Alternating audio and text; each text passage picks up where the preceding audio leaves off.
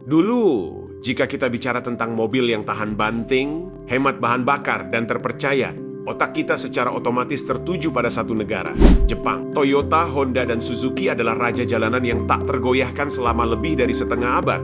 Tapi, perhatikan baik-baik jalanan di sekitar Anda hari ini, di tahun ke-2026. Apakah Anda melihat sesuatu yang berubah? Logo-logo baru yang dulu asing, BYD, GAC Aion, Great Wall, hingga raksasa teknologi seperti Xiaomi kini ada di mana-mana. Ini bukan sekadar tren musiman. Ini adalah pergeseran takhta otomotif terbesar sejak penemuan mesin uap. China tidak lagi meniru, mereka memimpin. Pertanyaannya bukan lagi kapan mobil Cina akan datang, tapi apakah raksasa otomotif lama bisa selamat dari serangan ini? Hari ini, kita bedah rahasia di balik invasi mobil listrik Cina. Kenapa mobil listrik Cina bisa jauh lebih murah tapi punya jarak tempuh yang lebih jauh? Jawabannya bukan karena tenaga kerja murah, tapi karena mereka memegang jantung dari mobil listrik, yaitu baterai. Dalam industri EV, baterai menyumbang sekitar 40% dari total biaya produksi.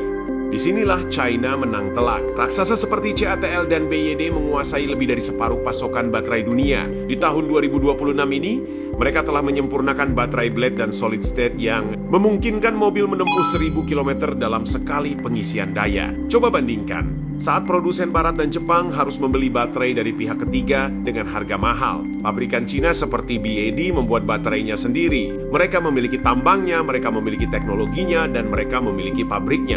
Inilah yang disebut integrasi vertikal. Hasilnya, mereka bisa menjual mobil dengan spesifikasi mewah namun dengan harga mobil ekonomi. Ini adalah perang harga yang tidak mungkin dimenangkan oleh produsen tradisional tanpa subsidi besar-besaran.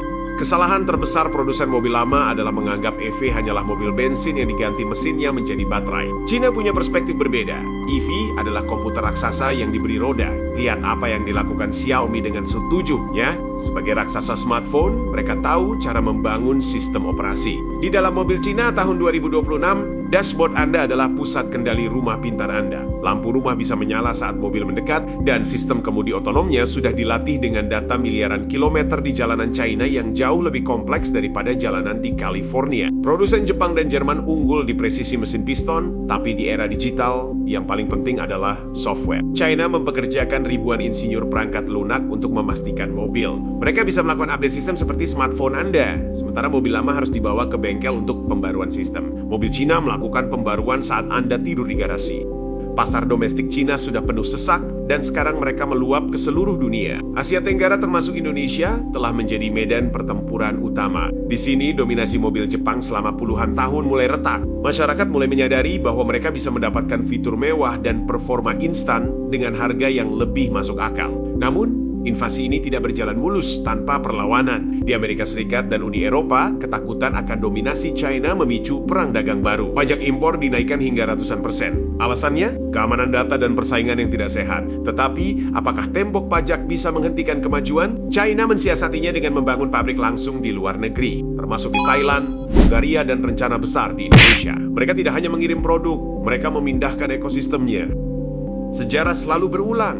Dulu, industri jam tangan Swiss pernah hampir hancur oleh jam digital Jepang. Kini, industri otomotif Jepang dan Barat menghadapi momen Nokia mereka. Jika raksasa lama tidak segera berubah, jika mereka tetap keras kepala mengandalkan warisan mesin bensin mereka, tahun 2026 mungkin akan tercatat sebagai awal dari berakhirnya era dominasi mereka. Dunia sedang berubah. Pilihan kini ada di tangan konsumen. Apakah Anda masih setia pada merek lama karena nama besarnya, atau Anda siap berpindah ke masa depan yang datang dari timur?